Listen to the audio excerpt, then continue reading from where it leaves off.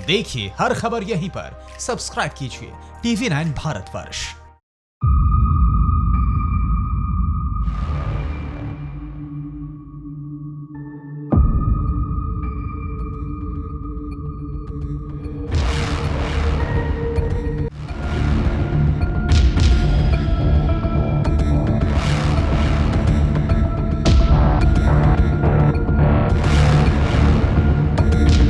भारतीय वायुसेना को नई तकनीकी से लैस राफेल फाइटर जेट की पहली खेप मिल चुकी है। इसके साथ ही वायुसेना की ताकत में दोगुना इजाफा हो चुका है। जैसे ही राफेल भारत आए, उसके बाद से ही चीन और पाकिस्तान के होश फाख्ता हो गए हैं। चीन ने दावा किया कि राफेल विमान चीनी J-20 स्टील्थ फाइटर की टक्कर नहीं ले सकता, लेकिन पूर्व IAF चीफ BS धनोआ ने इस दावे को खारिज कर दिया।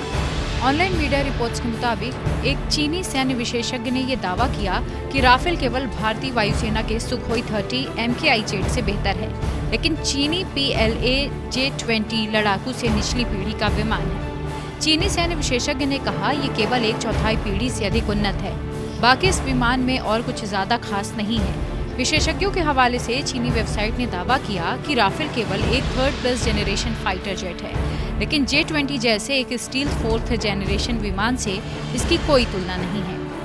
वहीं पूर्व IAF प्रमुख धनोआ ने 4.5 पीढ़ी के राफेल फाइटर जेट्स को भारतीय वायुसेना के लिए गेम चेंजर बताया और चीनी दावों का जवाब दिया। वहीं चीन के बाद पाकिस्तान भी राफेल को लेकर सहमा हुआ है और अब पाकिस्तान ने भी इस पर अपना बयान दिया है। पाकिस्तान ने इसे परमाणु हथियारों की रेस करार दे दिया। पाकिस्तान विदेश मंत्रालय की प्रवक्ता आयशा फारूकी ने भारत को राफेल फाइटर जेट मिलने पर प्रतिक्रिया दी। साप्ताहिक मीडिया ब्रीफिंग में फारूकी ने कहा कि भारतीय वायुसेना को हाल ही में जो राफेल विमान मिले हैं, उससे जुड़ी हुई उन्हें कोई रिपोर्ट देखी है। उन्होंने कहा कि भारत के पूर्व अधिकारियों और कई अंतर्राष्ट्रीय मैगजीन के अनुसार राफेल विमान दोहरी क्षमता वाला है और इसका इस्तेमाल परमाणु हथियारों के लिए भी किया जा सकता है। उन्होंने आगे कहा कि भारत लगातार अपने परमाणु हथियारों के जखीरे को बढ़ा रहा है और उसे आधुनिक बना रहा है। पाकिस्तान विदेश मंत्रालय की प्रवक्ता ने कहा कि भारत हिंद महासागर को परमाणु हथियार बंद बना रहा है और मिसाइल सिस्टम के जरिए लगातार हथियारों की तैनाती बढ़ा रहा है। उन्होंने आगे कहा कि भारत अपनी जरूरी सुरक्षा आवश्यकता के अलावा एशिया में अपनी सैन्य क्षमताओं को लगातार बढ़ाने में जुटा हुआ है।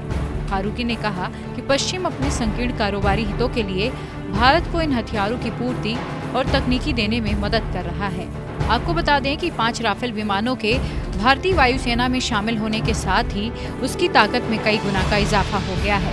खुद रक्षा मंत्री राजनाथ सिंह ने भी कहा था कि भारतीय सेना के लिए ये नए युग का आरंभ है।